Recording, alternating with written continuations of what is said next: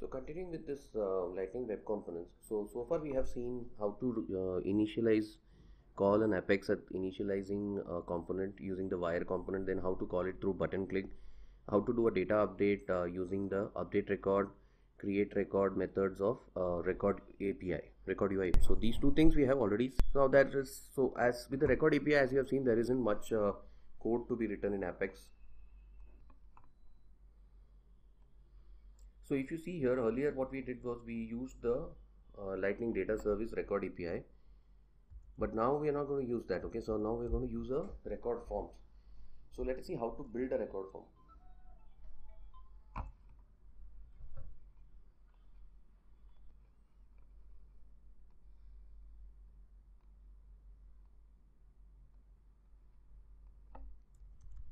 So let us build the record form. So basically the template itself starts with a markup itself. You have to say that, you know, Lightning record form. It is a templatized one.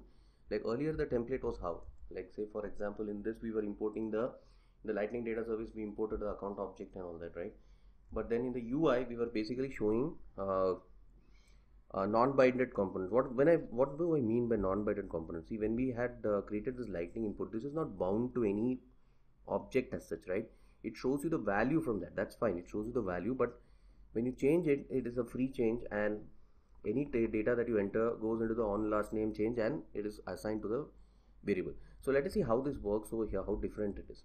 First and foremost, you need to directly use the Lightning record form tag.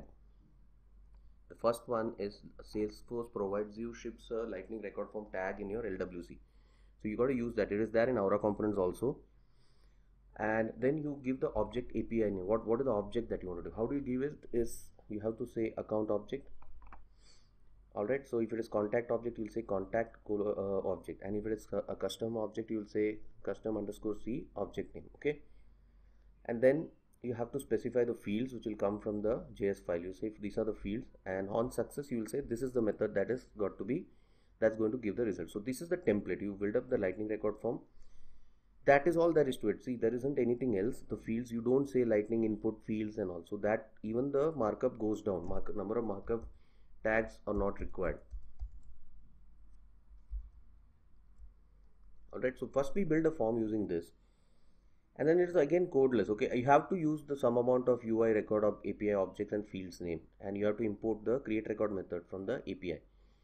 So you have to import the account object because we are using account object, and then we import the fields that you want, and any other field that you want similar to the one which we already created, and then you use the Lightning create record API. Once you do this, what you do is, see, this field is expecting that object, right? So this imported object, you have to map it to the local variable.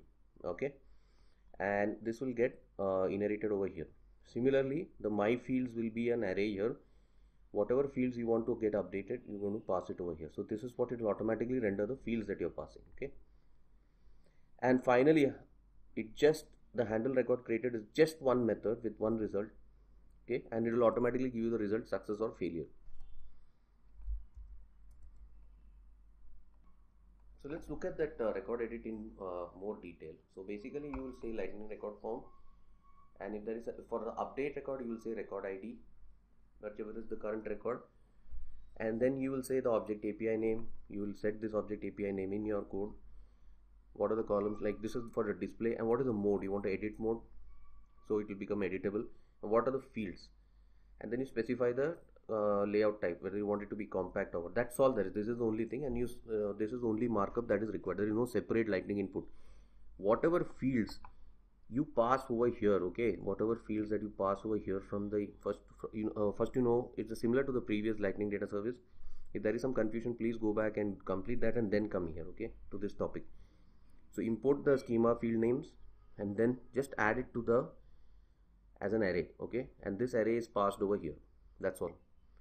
So with this, your Lightning record form is ready. Very less code, very less markup. Okay, it will automatically render it for you. And now in the JS part, you have to import the schemas, and you have to create the field names, of course, and then you have to pass the value. All right. And now this is like now this is a direct edit here. Now if you want to finally submit it, on submit, what will happen is, you want something to work, right? So this submit, you have to give here on the submit in the same record form. you have to prevent the default. You shouldn't submit. This is the default JavaScript to prevent the default handler. Otherwise, it will go and you will have to specifically submit this. So you cannot.